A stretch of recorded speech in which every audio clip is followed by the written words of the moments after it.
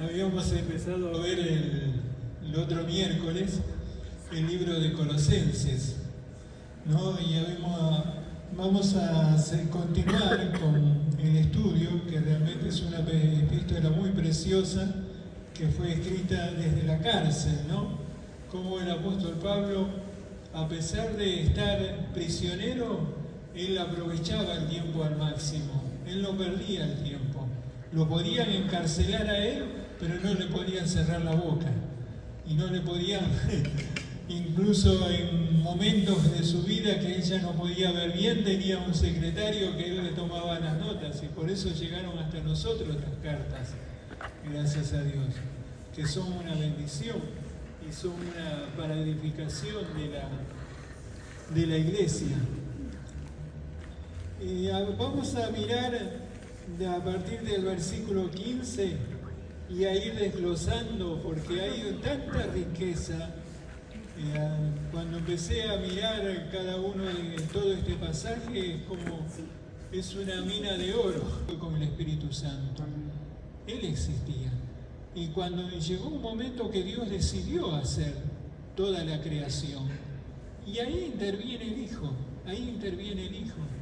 porque dice en Juan, que dice: en el principio era el Verbo, y el Verbo era con Dios, y el Verbo era Dios. El Verbo es la palabra en acción. Por eso dice, cuando Dios dijo, sea la luz, y fue la luz, ahí vemos a Jesús: separados de mí, en Juan capítulo 15, separados de mí, nada podéis hacer. Solamente eso nos lleva a una dependencia de Cristo. Nosotros, cuando somos hijos de Dios, pasamos también a depender de Cristo, a depender de Él. Así es. En Romanos 11:36, cuando el apóstol Pablo tiene una revelación grande de la creación, de cómo Dios hizo, del plan de Dios, porque es un plan maestro que Él lo diseñó. Dice: porque de Él, y por Él, y para Él son todas las cosas. A Él sea la gloria por todos los siglos. Amén. Todo viene de Él, por Él, y es para Él, para su gloria. Aunque a nosotros no nos cabe, de pronto es algo muy, muy grande, como quien dice, pero es una revelación que Dios le dio al apóstol Pablo, y que nosotros fuimos creados con un propósito, y fuimos creados también para ser salvos, para un día conocerle. Ahora vamos a ver más adelante. Seguimos con el verso 17. Dice: y Él es antes de todas las cosas, y todas las cosas en Él subsisten. O sea, de que acá volvemos a lo que había dicho antes. Él es antes de que nada existiese, Él ya existía. Por eso en Apocalipsis, Él, cuando se presenta, se manifiesta a Juan, al apóstol Juan, que lo ve en la isla de Patmos. Una de las cosas que le dice: yo soy el principio y soy el fin. El principio de todas las cosas y el fin es Él. Y en Hebreos capítulo 1, versículo 2 dice: en estos postreros tiempos Dios nos ha hablado por el Hijo, a quien constituyó heredero de todo, y por quien asimismo hizo el universo, el cual, siendo el resplandor de su gloria y la imagen misma de su sustancia, y quien sustenta todas las cosas con la palabra de su poder, habiendo efectuado la purificación de nuestros pecados por medio de sí mismo, se sentó a la diestra de la majestad en las alturas. Y acá está diciendo otra cosa también muy profunda. Dice que Él sustenta todas las cosas están sostenidas por la palabra de Dios.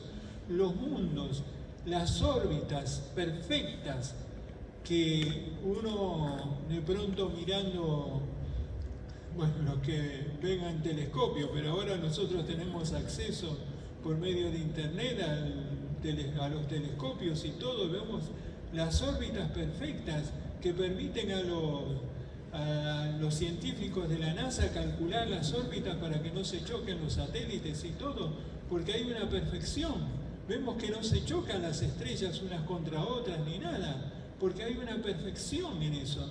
Y todo eso está sostenido por la palabra de Dios, porque el mundo es vendría a ser como una pelota enorme que está suspendida en el espacio, flotando en el espacio. ¿Y quién la mantiene? Por eso las personas que son ateas, que quieren negar a Dios, ¿cómo pueden explicar eso? Que se sostenga sola y la órbita perfecta que hace que el día tenga 24 horas, que nosotros tengamos las 4 estaciones del año. Todo eso es algo tan perfecto diseñado por Dios y mantenido por la palabra de Dios, sostenido por la palabra de Dios. Y ahora pasa a la iglesia, en el verso 18, dice: y Él es la cabeza del cuerpo, que es la iglesia, el que es el principio, el primogénito de entre los muertos, para que en todo tenga la preeminencia. Y acá está hablando dos cosas. Está hablando de la cabeza y de un cuerpo. Nosotros, como hijos de Dios, como iglesia de Cristo, pasamos a formar parte de un cuerpo. No somos un grupo como si fuera un club. Nosotros somos un cuerpo, es algo que siente. Por eso decimos, de pronto nos preocupamos cuando hay un hermano que está pasando una necesidad o algo, porque dice que si un miembro se duele, todos los demás se duelen. Eso es lo que funciona, así como funciona la iglesia, como un cuerpo bien coordinado, donde cada uno tiene una función. Por eso cuando nosotros nos convertimos, siempre tenemos que estar buscando cuál es la voluntad de Dios, cuál es el lugar que el Señor quiere que nosotros ocupemos en el cuerpo. Porque fuimos insertados en el cuerpo de Cristo para ser de bendición, para ser de edificación, no solamente para venir 1 o 2 días a la semana y reunirnos y chao, y cada uno sigue su vida, sino que somos un cuerpo, miembros los unos de los otros, y preocuparnos y ver qué es lo que Dios quiere, qué es el propósito que tiene para cada uno de nosotros. Y otra de las grandes verdades es que Cristo es la cabeza. Todas las demás religiones tienen una cabeza. Los musulmanes tienen, creo que, Mahoma o Alá, los budistas tienen a Buda, pero nosotros los cristianos es Cristo la cabeza. Amén. Los católicos tienen, para ellos la cabeza es el Papa, pero para nosotros es Cristo la cabeza. Cristo es el centro. Por eso acá otra de las cosas que dice: para que en todo tenga preeminencia. Que Cristo nosotros podríamos decir que somos cristocéntricos, porque nuestra vida está centrada alrededor de Cristo. Cuando nosotros antes de convertirnos éramos egocéntricos, porque todo giraba alrededor de yo, de lo que a mí me gusta, de las demás cosas, todo gira alrededor de yo. Pero cuando nosotros nos convertimos, venimos a ser cristocéntricos, porque buscamos la voluntad de Dios, qué es lo que a Dios le agrada, qué es lo que Dios quiere para nuestras vidas. Esa es la gran diferencia. Después dice en el versículo 19: por cuanto agradó al Padre que en él habitase toda la plenitud, y por medio de él reconciliar consigo todas las cosas, así las que están en la tierra como las que están en los cielos, haciendo la paz mediante la sangre de su cruz. Y a vosotros también, que erais en otro tiempo extraños y enemigos en vuestra mente, haciendo malas obras, ahora os ha reconciliado en su cuerpo de carne por medio de muerte, para presentarnos santos y sin mancha e irreprensibles delante de Él. Amén. Y acá hay una gran verdad. El sacrificio de Jesús fue para reconciliarnos, porque a raíz del pecado de Adán y Eva, la humanidad, la relación entre Dios y el hombre quedó rota. Y el único que podía reconciliarnos fue mediante el sacrificio de Cristo. Eso es como que había un abismo que nos separaba, y el único que pudo cruzar ese abismo, crear el puente, es Jesús, es el único. Por eso es tan importante y es el centro de nuestra predicación, el centro de nuestras vidas es Jesús. Y acá dice algo más referente a esto. En 2 Corintios 5:18 dice: ni todo esto proviene de Dios, que nos reconcilió consigo mismo por Cristo. O sea que la reconciliación la hizo Dios. No fue que nosotros buscamos reconciliarnos con Dios, sino que Dios buscó hacer la reconciliación. Volver a tender ese puente que se había roto allá en el principio con Adán y Eva, con la desobediencia de Adán y Eva. Nos reconcilió consigo mismo por Cristo y nos dio el ministerio de la reconciliación, que Dios estaba en Cristo reconciliando consigo al mundo, no tomándole en cuenta a los hombres sus pecados, sino se encargó a nosotros la palabra de la reconciliación. Así que somos embajadores en nombre de Cristo, como si Dios rogase por medio de nosotros. Os rogamos en nombre de Cristo, reconciliaos con Dios. Y acá tenemos, vendría a ser un mandato. Así como nosotros fuimos reconciliados, Dios nos está diciendo: nosotros ahora somos embajadores para que otros se reconcilien, vuelvan a la comunión, vuelvan a restablecer esa comunión que se había roto. Y otra de las cosas dice que Él nos reconcilió para presentarnos santos y sin mancha, irreprensibles delante de Él. Ese es el propósito de Dios, llevarnos a una santidad, a una perfección que solamente Él la puede lograr. Pero hay un requisito. Fíjense en el versículo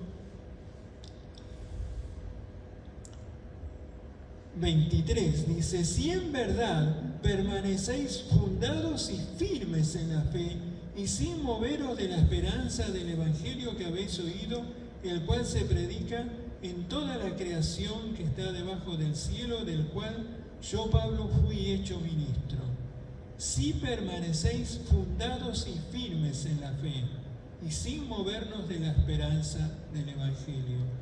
Ahí hay una cosa muy importante, tener el fundamento, que el fundamento de nuestra fe esté firme en lo que creemos.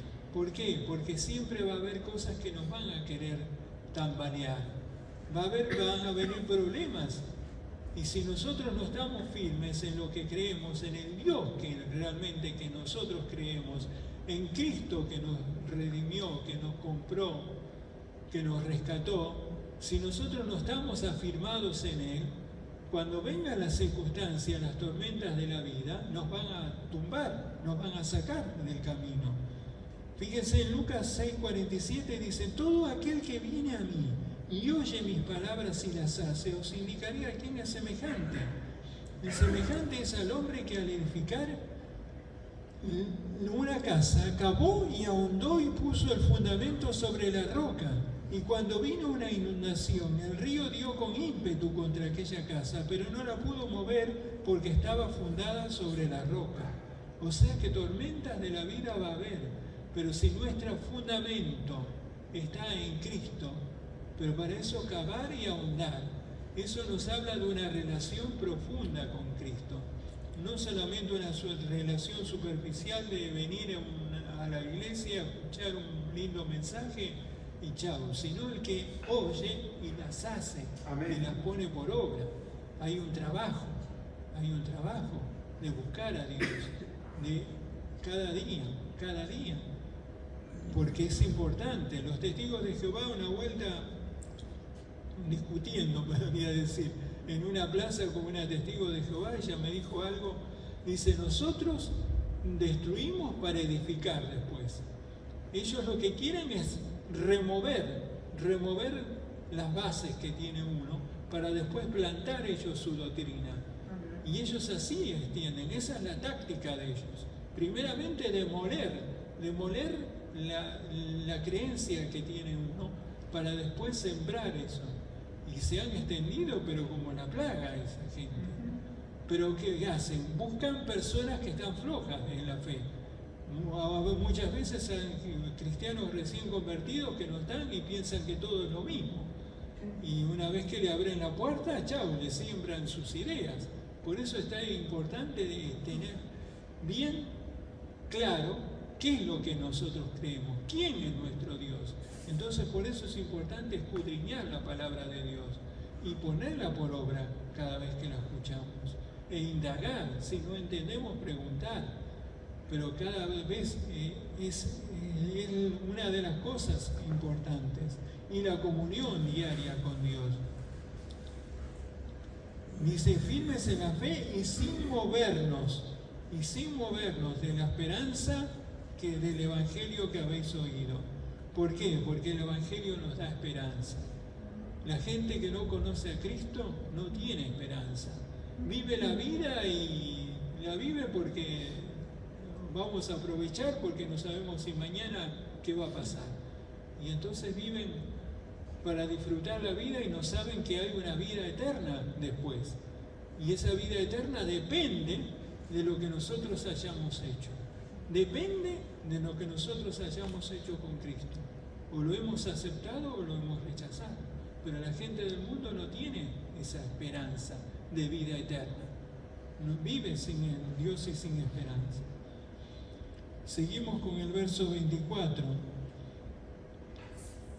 Dice, y ahora me gozo en lo que padezco por vosotros y cumplo en mi carne lo que falta de las aflicciones de Cristo por su cuerpo, que es la Iglesia, de la cual fui hecho ministro según la administración de Dios que me fue dada para con vosotros, para que anuncie cumplidamente la palabra de Dios. Acá vemos que cuando el apóstol estaba escribiendo esta carta, él estaba preso, pero él no estaba descontento, porque él podía decir, bueno, yo obedecí a Dios, me moví, empecé a predicar el Evangelio por todas partes y ahora termino en la cárcel. Pero él no estaba descontento, dice, me gozo por lo que padezco. ¿Por qué? Fíjense en Mateo capítulo 5, versículo 10, cuando Jesús estaba hablando con sus discípulos, dijo algo muy profundo. Bienaventurados los que padecen persecución por causa de la justicia, porque de ellos es el reino de los cielos. Bienaventurados sois cuando por mi causa os vituperen y os persigan y digan toda clase de mal contra vosotros, mintiendo. Gozaos y alegraos, porque vuestro galardón es grande en los cielos. Amén. Porque así persiguieron a los profetas que fueron antes de vosotros. Fíjense, él es un contraste, él estaba sufriendo acá en la tierra, pero dice, vuestro galardón es grande en los cielos. Aquellos que están sufriendo esa persecución, y hay hermanos nuestros en este momento, que en países donde no hay libertad religiosa, que están sufriendo cárceles, que están en campos de concentración. Pero dice, gozaos y alegraos porque vuestro galardón, vuestro premio es grande allá en los cielos. Hay un premio grande. Y el apóstol Pablo lo sabía, lo tenía bien claro. A pesar de que uno humanamente podía decir, este es el pago que me da Dios. No, Dios le permitía, como quien dice, sufrir por su causa. Pero cuando llegara allá a la gloria iba a tener un premio, lo vamos a ver tremendo, lo que va a tener el apóstol. Y otra de las cosas que dice, para que anuncie cumplidamente la palabra de Dios.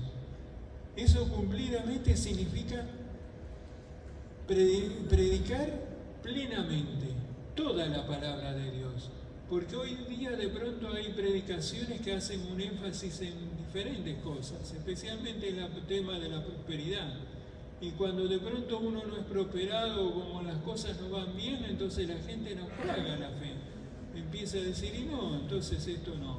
Y buscar otras alternativas, porque hoy día hay muchísimas alternativas. El diablo ofrece de todo para que la gente vaya detrás de él. Pero cuando uno lo tiene bien claro, lo importante es que se anuncie toda la palabra de Dios, toda. No solamente el evangelio de salvación, sanidad, liberación y que Dios viene pronto. Y al pecado, llamarlo pecado. Al pecado, llamarlo pecado. Porque hoy día la gente de pecado no conocen nada, ya prácticamente es una palabra que se borró de los diccionarios. pero el pecado es la transgresión contra Dios y es lo que nos separa de Dios.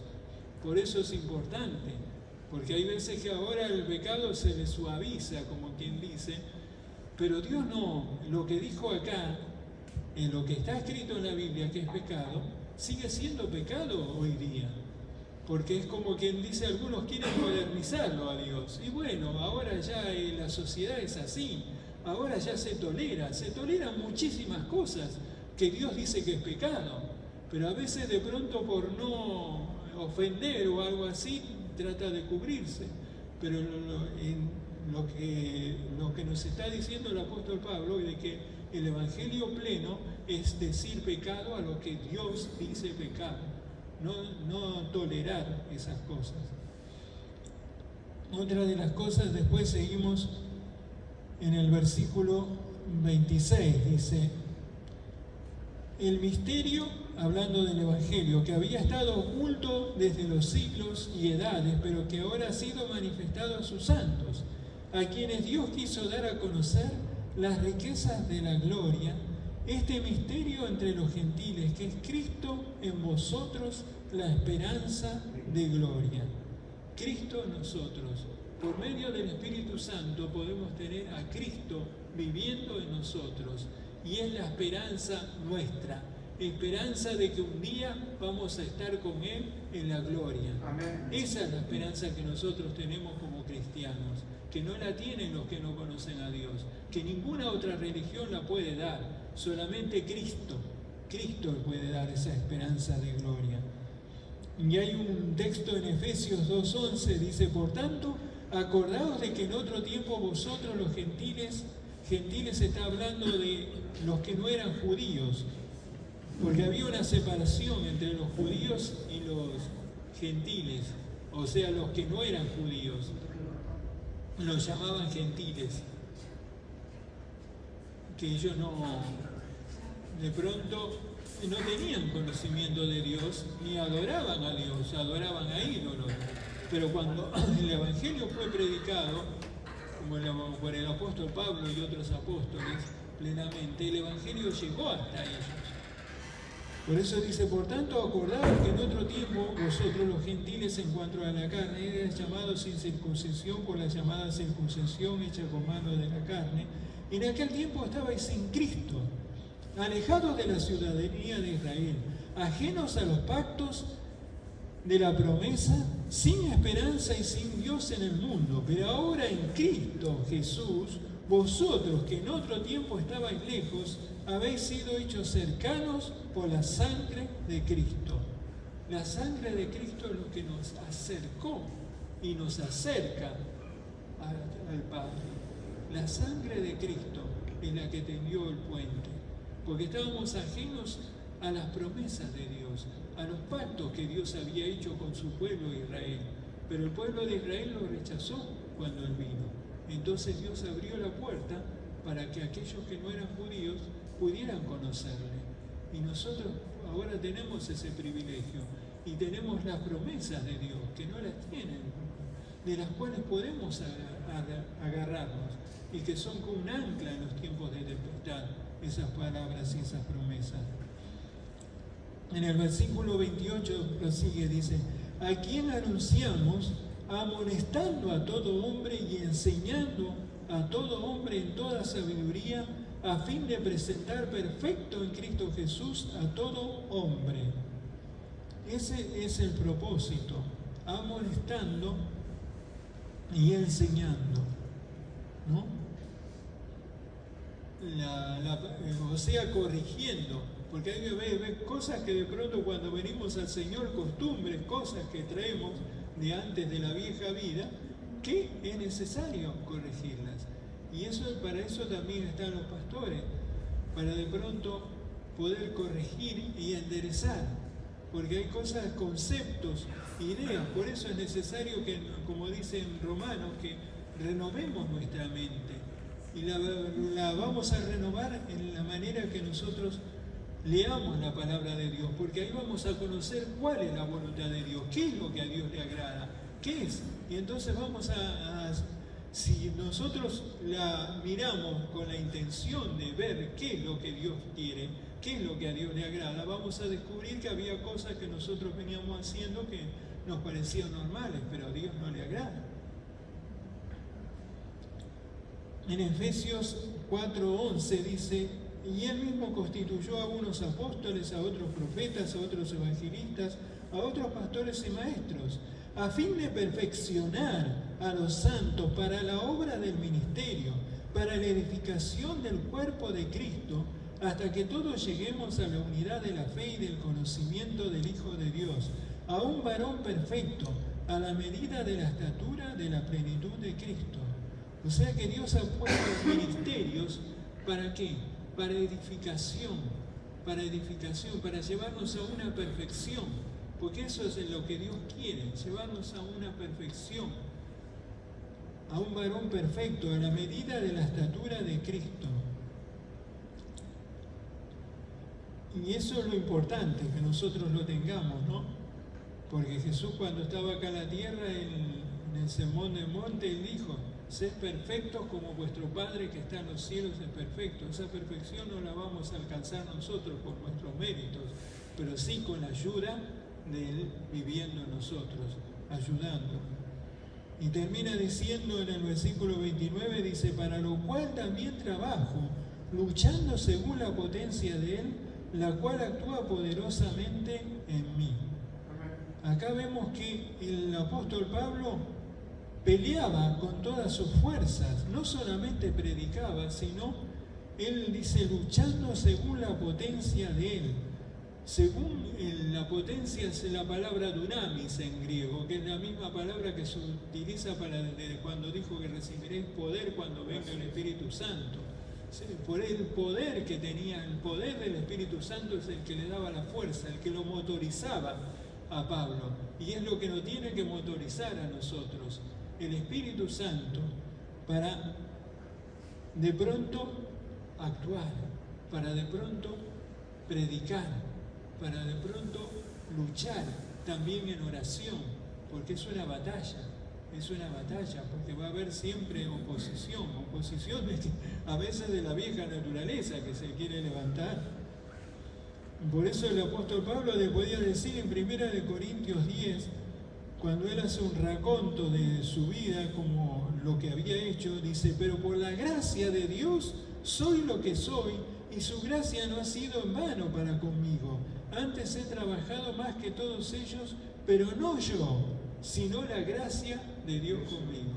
Acá vemos que el apóstol no se la creía, a pesar de las cartas que había escrito, de las iglesias que había fundado, él no las creía. Él decía que era la gracia de Dios, es simplemente la gracia de Dios. Digo, que el Señor nos ayude para que su gracia sea tan fuerte en nosotros, que no sea lo que nos motorice para de pronto esparcir, a cumplir el propósito por el cual Él nos salvó, ¿no? Bueno, hermanos, hasta ahí nos llegamos. Yo creo que de pronto nos deja un desafío el apóstol para que el Señor nos ayude.